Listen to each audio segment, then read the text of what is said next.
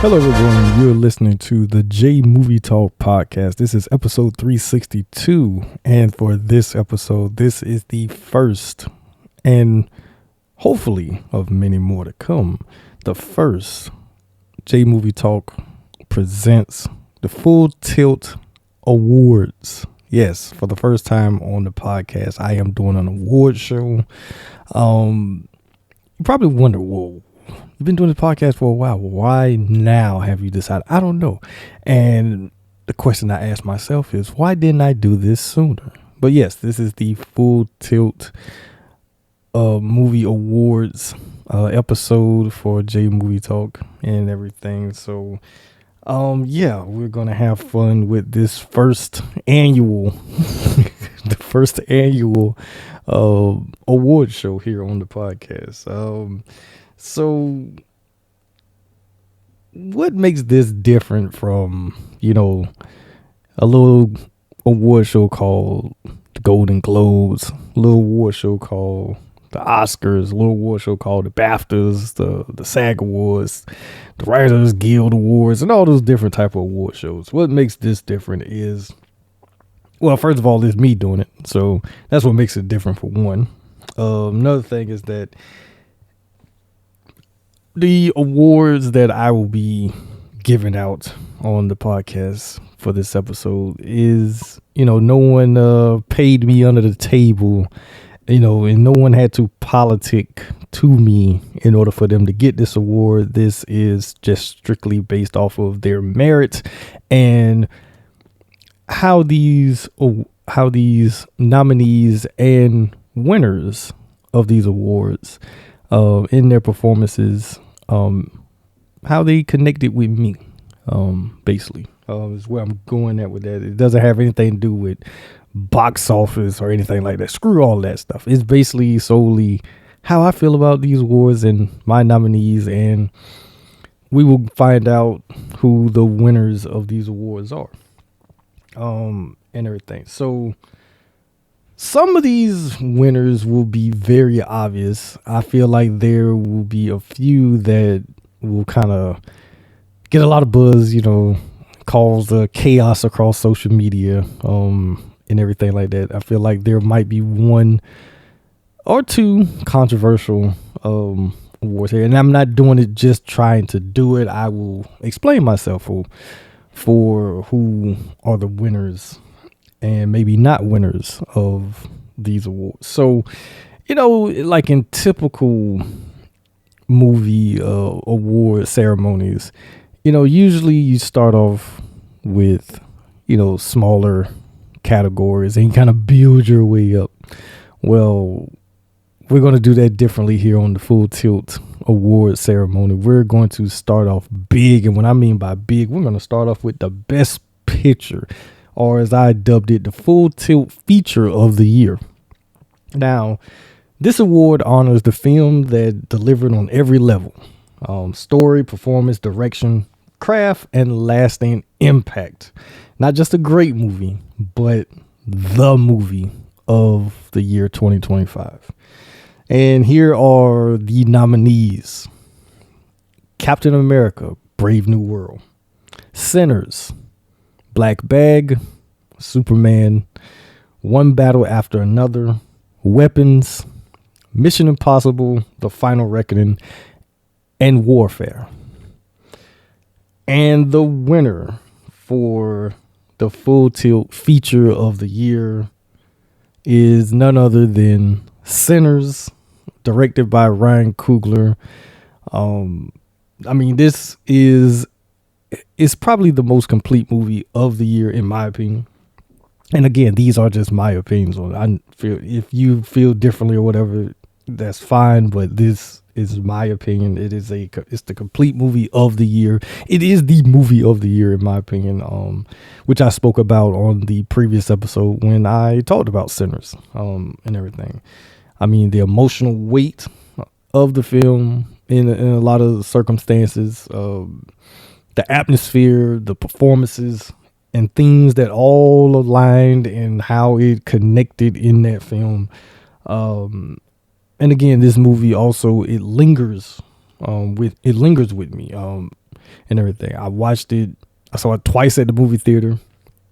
And I've watched it now twice at home, and everything. And it's one of those type of movies that invites a lot of conversations for different reasons, and makes you just think about what it was like back in 1932. And you take out the vampire part of it, you still dealing with racism, in a lot of ways. But the fact that these people were just trying to, have a party, at their juke, and it got, destroyed, and a lot of people had to lose their lives in order for one person to go on to have a long life as well as a career in music, and everything.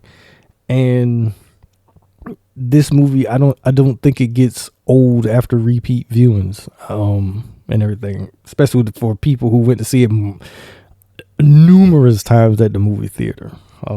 So, and I feel like the choices were all intentional in this film.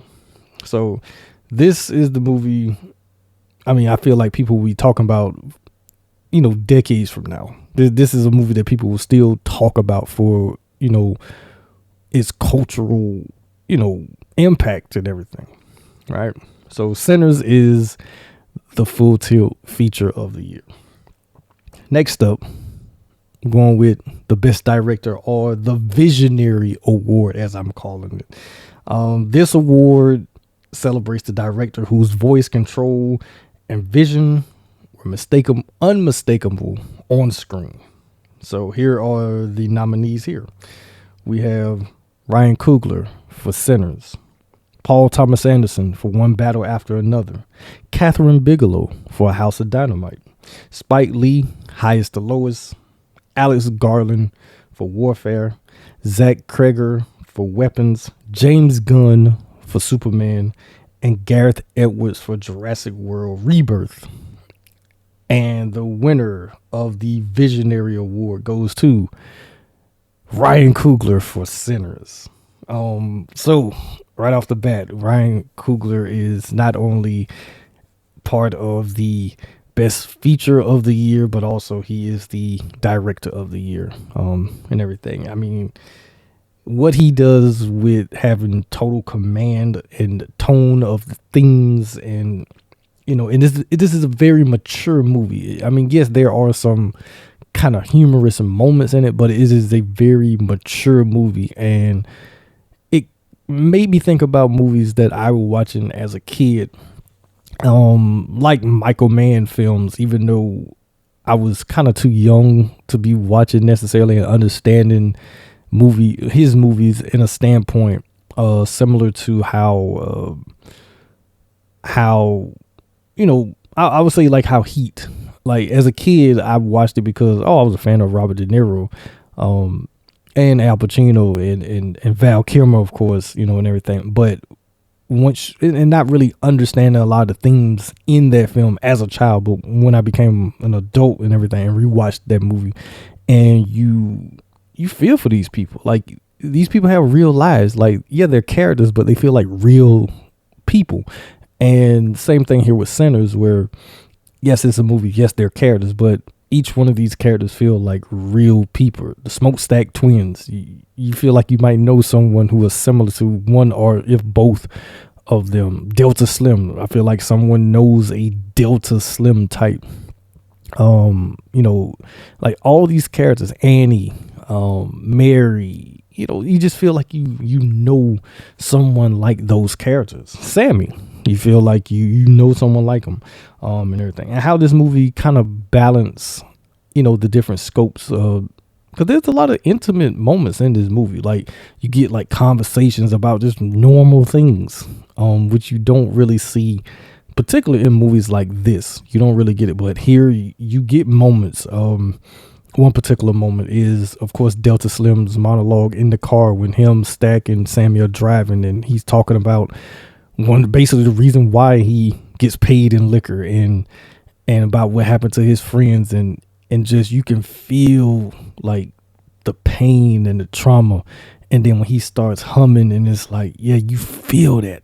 Like, you don't get that too much in movies, and everything. And this movie, like I said, it feels It feels like, I mean, it doesn't feel like it's manufactured. Like I said, it feels like you are watching a portion of these people's lives. That's what it feels like before things, of course, goes to hell and everything like that. So Ryan Coogler is our visionary of the year.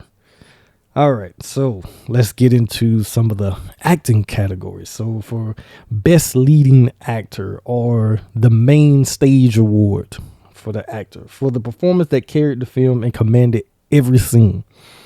And the nominees are Michael B. Jordan, Sinners; Leonardo DiCaprio, One Battle After Another; Denzel Washington, Highest to Lowest; Michael Fassbender, Black Bag; Brad Pitt, F1, the movie. And the winner of the main stage award goes to Leonardo DiCaprio for One Battle After Another. Now, I know that people, I think this is going to be the one that breaks the internet and everything, because I'm pretty sure everyone might have thought that I was going to give this award to Michael B. Jordan, especially based off the first two winners and everything. But no, I went with Leonardo DiCaprio, and it wasn't an easy decision to make. Granted, all of the nominees did a very good job in each one of the movies that they're in. But it was a neck and neck race between Michael B. for Sinners and Leonardo in One Battle After Another. And I decided to go with Leo for the simple fact that you rarely see him like this. Because he's down bad in this movie. I mean, when I talked about the episode and everything, the fact that he's running around in that robe, his hair all over his head, but even despite everything that's going on with him and around him, he never loses focus of he has to find Willow, and everything. And like I say, it's just one of those performances of his that I think will stand the test of time. You will not forget it, and everything. Now, I could have easily given the award to Michael B. Jordan. I mean, he does a phenomenal job playing Smoke and Stack, the twins. He does a damn good job. Probably one of the best single performances of an actor playing dual roles in the same movie, probably of all time. But I just gave the edge just a little bit more to Leo. And I'm pretty sure Michael B., with the Thomas Crown Affair, when it comes around again for the next Full Tilt, he probably will be nominated and he could possibly win that award. But I just went with Leonardo for this particular award and everything. So now moving on to the best leading actress, or the main stage award for the actress here. Basically, it's honoring a performance that anchored the film with strength, nuance, and presence. And the nominees are Julie Garner for Weapons, Anna Damaris for Ballerina, Tiana Taylor for One Battle After Another, and Cate Blanchett for Black Bag. And the winner for the main stage award for actress is Tiana Taylor, One Battle After Another. Now, this is another controversial, I feel like, performance. Now, you're probably wondering, well, why is she in the best actress category when she's not in the movie a lot? No, she's not in One Battle After Another a lot, but her presence is felt even when she's not in it, and how they kind of tie things back to her at the end of the film. And everything. And I feel like that she kind of looms over the movie. Like, even though she's not in it after the first act, she's still around. Like, just, you feel her presence in a way. And they're constantly talking about her, and she's remembered differently by everyone who knew her. Like Bob, who Leo plays, he remembers her kind of both ways of how she's talked about. Willa, her daughter, doesn't know her at all, so she gets all her information from everyone else. Deandra, who Regina Hall plays, knows her also in different ways. And then Stephen J. Lockjaw, Sean Penn, he knows her, in certain ways. And like I say, in the way she's talked about by each one of the characters, you feel like she's around. And because you got to see the version of her in the film, you kind of also make your own opinion and what you feel about her. And like I say, the fact that she kind of looms over the movie, I feel like that alone garnered her, a nomination, and I feel like that was a strong performance that was worthy of an award, and everything. So, and plus this was a breakout moment for her. She'd been acting for a time. She's probably better known now as an actress than she is for her musical career, and everything. But I do feel like this was a breakout moment for her. It got a lot of eyes on her, and we're going to see what she's going to do going forward. The next movie she's in, she's again with some heavy hitters. She's going to be co-starring with Matt Damon, Ben Affleck, Kyle Chandler, and Stephen Yeun in this Netflix movie, The Rip, where they're playing Miami cops and everything. So like I say, her portfolio, is on the rise in the acting world. And in her performance in One Battle, it's an emotional one. Is raw. In a lot of ways, and like I say, you see her in a different light. Especially like I say, if you've seen her in other movies and then you see her in this, it's like, wow, like, all right, she can actually do it. And the fact that she holds her own. Like I say, she has screen time with Leo. She has screen time with Sean Penn, but she's holding her own with these two, big name heavyweight actors, and everything. And I feel like this role will change how people see her as an actress, because I'm pretty sure it's put a spotlight on her in a way of like, oh, okay, well, maybe we can put her in this movie or this role or whatever, that she probably was not considered for previously, and everything. All right, so moving on to the Best Supporting Performance, or as I like to call it, the Scene Snatcher Award. So this is for the actor who walked in and took over the movie. They were not the marquee name, but when the movie was over, you remember their performance in the movie. So the nominees are Nicholas Hoult for Superman, Eddie Gathegi for Superman. I don't know if I'm saying that right, because I've never actually said his name out loud, his last name out loud. I don't know. And sometimes names are hard. I go back to that every so often, right? Josh Brolin for Weapons, Sean Penn, One Battle After Another, and Delroy Lindo in Sinners. And the winner for the Best Scene Snatcher Award goes to none other than Mr. Delroy Lindo for Sinners as Delta Slim.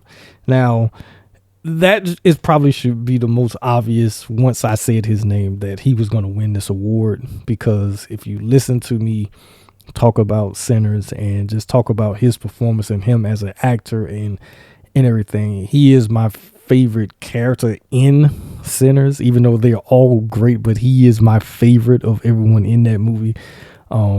I think it made people remember just what a great actor he is, and he has a legendary career, and everything. His performance is very electric.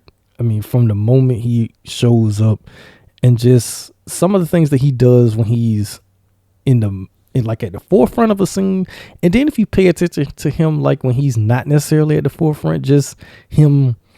Like little things that he does is very much where you can't keep your eyes off of him, in the scenes that he's a part of. And like I mentioned earlier, the monologue in the car, that scene, or the flashback when he's talking to Sammy about black people when it comes to music and the rhythm, and what this is ours. We brought this with us. They didn't put this on us, but we brought this with us. Just those type of moments and everything, just how he's talking and everything, and just how his character adds so much like history, because you can't tell me that he's not like a compilation of like old blues musicians. I feel like, because I get a sense of like a little Howlin' Wolf in there, and other guys too. I feel like he is a kind of a composition of compilation. I'm sorry, jeez, words are hard this morning. But I mean, he just adds a lot of history. There's a lot of pain, but he's also an authority. Like he's like the older wise. He's basically like, okay, don't go down the same roads I went down, because you might end up like me type of character. He's like a cautionary tale in a way, and everything. But he does a fantastic job in this movie. And like I said, he's one of my favorites. Probably one of my favorite performances of the year, and probably of his entire career. Is definitely top 3, in my opinion on that. So next award we have for best screenplay, or the Pen Game Award, as we're dubbing it. This is awarded to the sharpest, the most confident writing of the year. And the nominees for this award: Paul Thomas Anderson and Thomas Pynchon for One Battle After Another, Ray Mendoza and Alice Garland for Warfare, Noah Oppenheim for House of Dynamite, Zach Kegger for Weapons, and Ryan Coogler for Sinners. And the winner of the Pen Game Award goes to Ryan Coogler for Sinners. I mean, the dialogue. I mean, of course, there's some people who had issues like, oh, they didn't talk like that back then, and why they're using kind of modern lingo and blah, blah, blah. And it's like, lingo kind of, even though it's somewhat changed over the years, but a lot of stuff that we say has been said like back in the day. It's just, it might have kind of come across a little different because of accents or how it was pronounced or whatever thing. But a lot of lingo has been around for a very long time, and everything. But the dialogue, it carries a lot of the weight in the film, especially like the scenes when Smoke and Stack individually are talking with their women, like when Smoke is with Annie and the conversations that they have, or when Stack is with Mary and the conversations that they have. They're very intimate in very different ways, and how these two men are with the women in their lives. Like they both miss their women in different ways. One tries to be very stoic and not show emotion. The other is very emotional, and he does his best to contain how much he feels for the woman. And then, like I say, how they talk with their cousin Sammy. One is very hard on him because he felt like he was very, they were hard on him when he was younger. And then you have the other in Stack, who is more like, he kind of give him confidence and everything, because I think that's how Smoke was with Stack. He always gave him confidence and wanted him, to be a little bit more. And so, like I say, their interactions with Sammy is very different, but everyone is, I would say the 3 people who is pretty much trying to give him guidance is the Smokestack twins and Delta Slim in their own different ways, and everything. And like I say, the characters, they don't feel like, oh, they're just talking just for the sake of talking. They feel like they're actual, like how real people talk and everything. And I feel like the movie trusts the audience. You kind of just, you see what you see. There's dialogue that's said, and then you as the viewer, you go with it, and everything. And every choice with it, I feel it feels deliberate. It doesn't feel like, okay, in order for me to do this, I'm going to forego all logic just so I can get to this. It's like, no, we're not doing that type of thing. So yeah, Ryan Coogler is the Pen Game Award winner. So next up, we have for best cinematography, or the frame game, as I call it. It's for the film that looked unforgettable, where every shot mattered. And the nominees are Autumn Durrell Akapar for Sinners, Michael Bowman for One Battle After Another, David J. Thompson for Warfare, Barry Aykroyd for A House of Dynamite, and Larkin Saipai for Weapons. And the winner is Autumn Duran Akapar for Sinners. Now, like I say, this movie, from the way it's framed and shot and everything, it just looks beautiful. I mean, a lot of shots in the movie look like they could be paintings. I mean, probably one of my favorite shots, and it's not even one that lingers a lot. It's just a small moment where the twins are watching the sunset, and it's just like, that looks like that could be a painting and everything. And just how everyone looked, everything is framed. It just, everything about it is just masterclass and just makes people look good, and everything. It just makes everyone look, and there's a lot of color in it, which is a great thing. Even when things is going crazy and it's dark and everything, but the way everything is lit, or the scene in the woods when Cornbread goes to take a pee and you see the fireflies and the way like it's lit up, but you also you kind of see Remic's eyes in out there. I have to look at that scene again, because I always feel like I see his eyes like out there or whatever. And also like when he's turning vampire and everything, the way his eyes light up red, or how the vampires have that glow in their eyes, and they all look a little different. They all don't look the same when they're vampires. I thought that was a very interesting touch of how that was done also. But yeah, so let's move on to the next award here. So for the best ensemble cast, the Squad Award. Now, this one I included a few TV series. So this one's not all just movies, but there's a few TV series, because I felt like as far as cast were involved, that's where some of these nominees are TV series. So for the cast that moved as one unit, basically, right?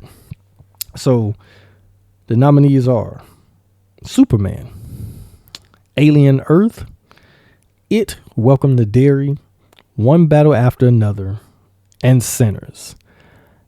And the winner of this award, now this isn't shocking at all, it's Sinners. Sinners is the winner once again.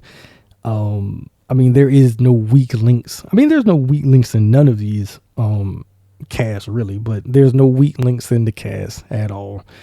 Everyone feels like a fully realized person. Like, I feel like somebody like a Cornbread, somebody like a Bo and Grace. You feel like these people. I'm saying that again and everything. And it feels like a world that's been lived in. It feels like Clarksville, Mississippi, 1932, even though I was born way years later after, and everything like that. But it feels like, yeah, if I was in a time machine, I went back to Clarksville, Mississippi in 1932, this is what it would look and feel like, I feel, and everything. So again, bringing home another award is Sinners.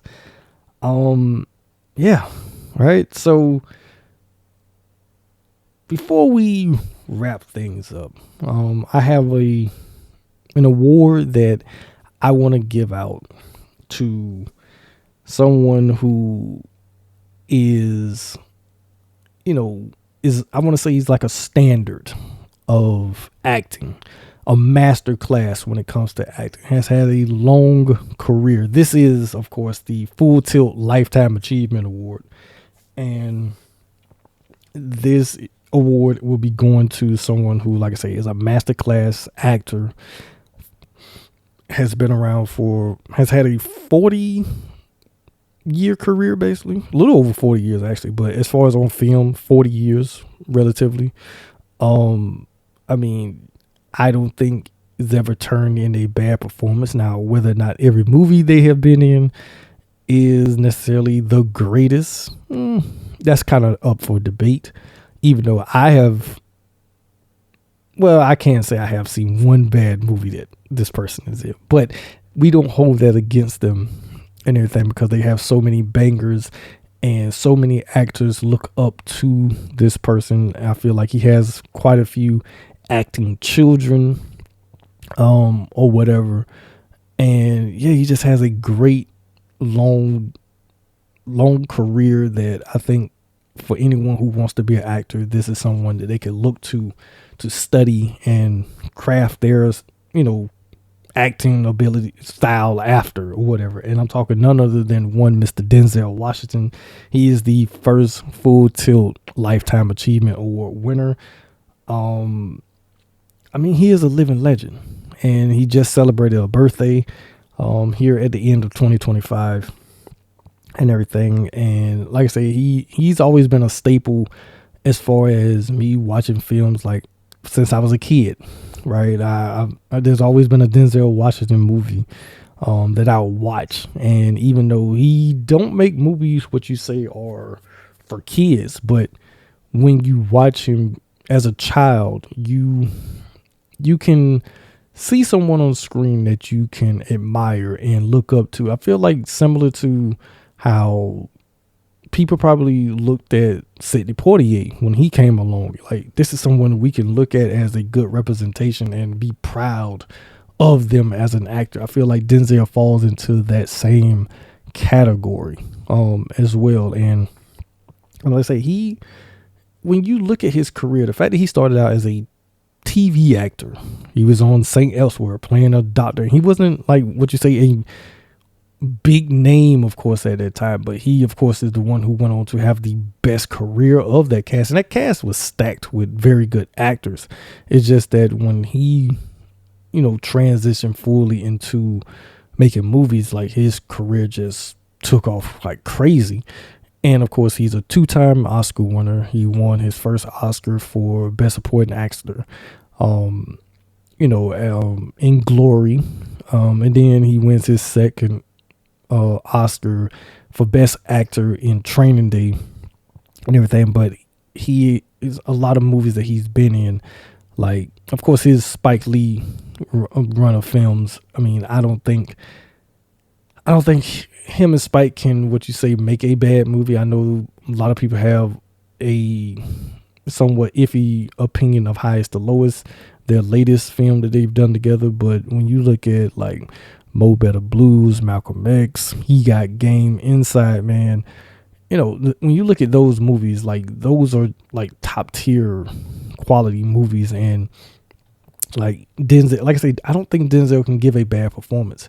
Now, has he been in some movies that are kind of, of course, I'm always look at Heart Condition, because even as a kid watching that movie, it's like, what the hell is this? And why is Denzel playing in this? But it's the only time that he's kind of ever been in a movie that's kind of goofy in a way, and everything. His first movie, Carbon Copy, is somewhat kind of goofy-ish too, but it's more of a serious. I would say it's a little bit more serious and can be taken a little bit more seriously than Heart Condition, and everything. But He Got Game is probably like one of my favorites. I remember when I reviewed that movie way back on the podcast and everything. It's just something about that movie. And also too, I always tell people too, that is the movie that introduced me to Earl Monroe.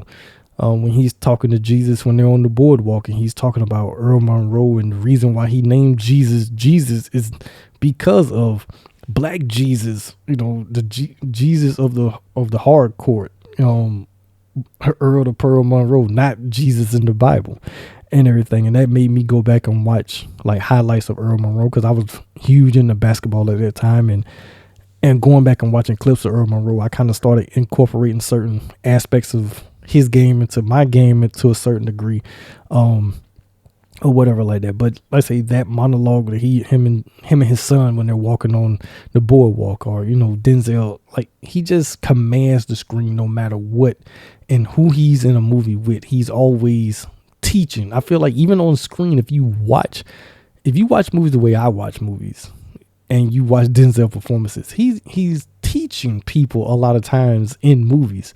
Because I've always said, like, when you look at the fact that he was paired with Chris Pine, Ryan Reynolds, hell, even Mark Wahlberg to a degree, or whatever. Like when he's paired with actors like that and everything, you see him in a way teaching, especially with Chris Pine and Ryan Gosling. Ethan Hawke to a degree. Even Ethan Hawke has even talked about in interviews about how it was a joy to work with Denzel, and he learned a lot working with Denzel in Training Day and everything, right?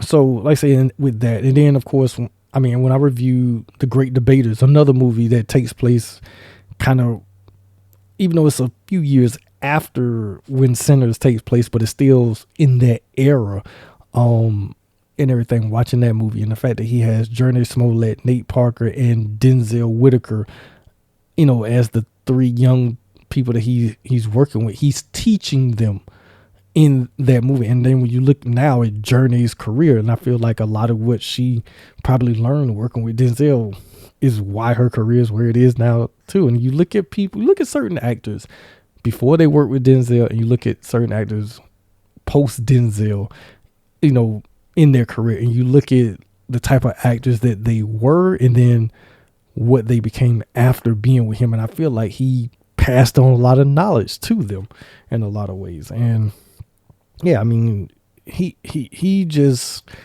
I feel like he is what I feel like what people feel like about like the Marlon Brandos, the De Niro's, the Pacinos. Denzel is right there with them, if not higher in certain aspects than a few of those guys or whatever. So yeah, I mean, that's why he is the first Full Tilt Lifetime Achievement Award recipient and everything. So yeah. Next up, we're going to go back into, well, no, I'm not going back. It's basically, these are just awards that I'm giving out. So these are a few originals, right? So this one is the Breakout Star Award, the one to watch. And this one, I'm going to say it's a tie between these two people.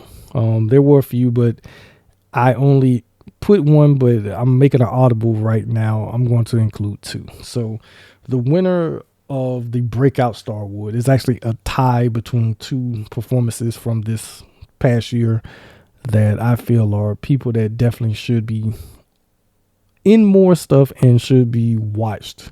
And I'm talking about Miles Canton from Sinners and Chase Infinity from One Battle After Another. Both of these performers, they were put in movies with very strong actors surrounding them, and they not only stood up to the challenge of the characters that they play in their movies, but they also were on screen with these great talents and actually held their own in quite a bit of the scenes that they're in, and everything. I mean, Miles Canton, that voice, I mean, you're like, wait a minute, how old is he?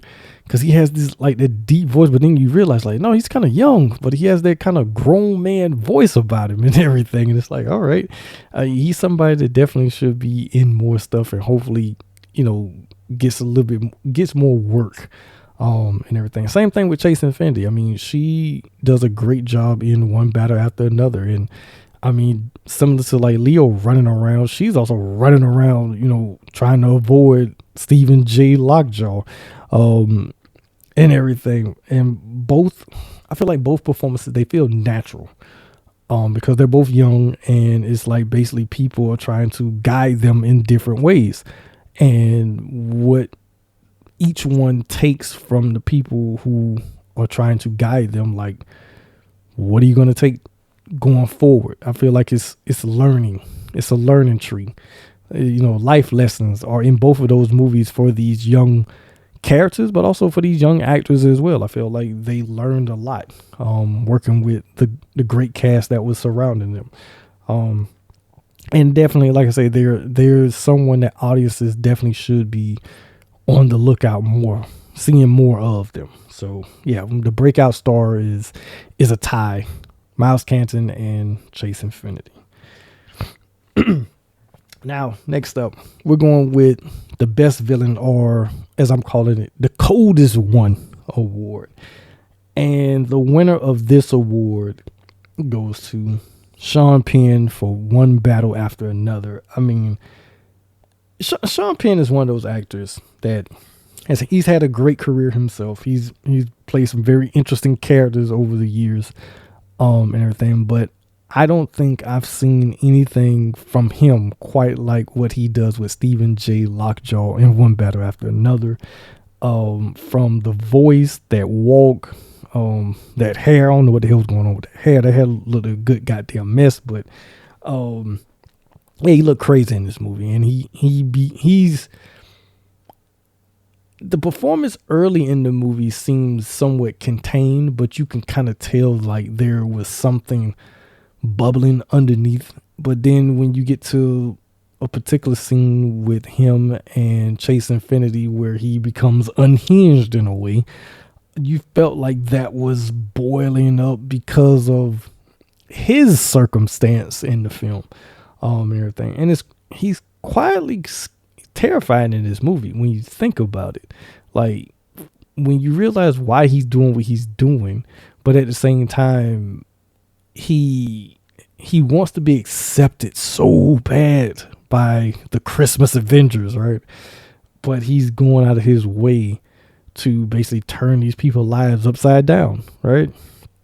And I mean, he feels like a real world menace. I mean, I know a lot of people compare him to a certain person that is a public figure, which I talked about in that episode. Initials are RFK Jr. People compare him to him in quite a bit of ways, especially with that voice and like just how he seems very awkward in a way, and everything. And I can see some similarity, especially if you watch the person I mentioned and you look at Sean Penn's performance. I feel like, yeah, there is a critique on that person with that character. And he doesn't need to be overly like, once he comes on the screen, you know that he is a menace. You know he's not a good guy. You know this from the first moments we see him, especially with the fact that when he sees Teyana Taylor and he says, "Sweet thing," the way he says it, it's like, yeah, this dude ain't, he need to pack him up basically right here, and everything, because it's like, why did he say it like that? But whatever. But he's very good in the performance. I feel like his performance is one of those, I hate the character, but I enjoy the actor giving the performance that he's given, which always tells the sign of what makes a great villain is you despise the character, but you appreciate the performance of the actor. So next up, we have the best streaming only film, the Stay Home Banger Award, as I'm calling it. And the winner goes to A House of Dynamite, directed by Kathryn Bigelow, Idris Elba, Rebecca Ferguson, and a laundry list of character actors show up in this movie. And I know some people have issue with how the movie is basically told. It's the same. It's pretty much one story that's told from different vantage points. And the ending of the movie is it's kind of polarizing because it leaves you with more of a question than an answer, and everything. But I feel like each portion of the movie is done very well. And each portion is very intense. And it's very cinematic in a lot of ways. And despite the fact that it's a Netflix movie, I feel like the movie should have probably been at the movie theater, but I kind of understand why it wasn't at the movie theater, because I don't think casual movie fans would have flocked to go see this, even with the big names attached to it. But it does have a strong direction from Kathryn Bigelow, and like I say, the performances. I mean, Idris Elba as the president, he's in a very strained situation. Rebecca Ferguson, I mean, she's pretty much like what the hell, type of thing. And you can see the stress on a lot of these characters' faces dealing with, okay, all of our fail safes, we have planned for this, and now we are kind of in this strange situation. I know we're not supposed to panic, but we're literally on the brink of panicking because what is the decision that we're going to have to make here? But also, too, it proves that streaming films, it still can carry weight. It still can carry weight just like big budget, big movies that play at the movie theater, stream only, especially with movies like this. It's definitely a movie that would have been at the movie theater probably 20, 25, 30 years ago. It would have been at the movie theater, but where we are now, you can put movies like this on a streaming platform and people will watch it and everything. So House of Dynamite is our stay home banger winner.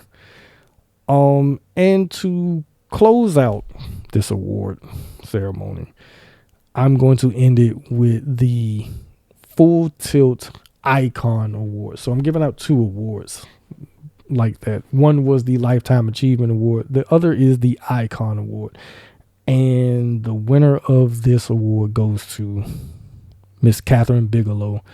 I feel like she is one of those filmmakers that she's made excellent movies over the years. She actually directed probably 2 of my personal favorite films, Near Dark and Strange Days.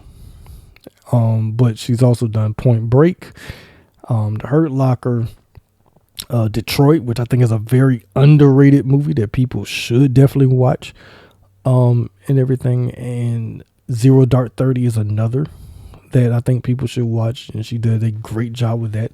She won an Oscar for that movie, in particular. But I feel like a lot of times her name kind of gets forgotten when it comes to, like, who are some of the best filmmakers? Who are some of the best directors? Kathryn Bigelow's name kind of gets forgotten, but I feel like she's right up there with some of the best names, and she possibly even a better director than some of the bigger names. Granted, I'm not gonna name names, but I'm just saying, like, she definitely deserves her due, and she takes risks, she takes chances, and I think any great filmmaker, especially directors, any great director should take risk, take chances. And A House of Dynamite is a perfect example of her taking a risk, because like I say, when you see the preview of the movie, you think it's going to be one way, but then when you actually watching, you realize, okay, they went this route with it. That is a risk. That was a huge risk to take, and I think she knocks it out of the park with it. And I say she's knocked it out of the park with a lot of other movies that she's directed. I mean, we're talking about Strange Days on the podcast, and how that movie is even more relevant now than it was, 30 years ago when it came out, and everything. And I don't know if it would have been the same or even better if James Cameron had directed, because he co-wrote it, he produced it also, but she directed. I think she gives it a little bit more of I feel like she's more tapped in when it comes to talking about social issues and things of that nature than what James Cameron is. Yeah, he has addressed certain things within his movies like that, but I feel like she does it in a better way than what he does. Because I even had a debate talking about whether or not if she's a better filmmaker than James Cameron. I brought that up and everything. And I do feel like, yes, James Cameron, he's a very great at spectacle. But when it comes to stories like Strange Days, The Hurt Locker, Zero Dark 30, A House of Dynamite, I think she is better at those type of a story than what he would be at doing those type of stories. But yeah, I think she is an icon. I think that she's actually one of my favorite directors. I pretty much watch all movies that she's directed. I think there's like 1 or 2 I still need to watch. But no, she's dope. And like I say, she is an icon, and everything. So I want to thank everyone for listening to this episode. I've had fun doing this award ceremony. This is something that I've been planning the entire year, basically, and I'm pretty sure there are some movies and performances that were left off of the categories that I'm pretty sure people are like, "Whoa, why didn't you include that?" Well, like I say, these were movies. Like I say, I gave my reasons for why these movies and these performances stood out to me, and everything. So, yeah, I enjoyed doing this episode a lot.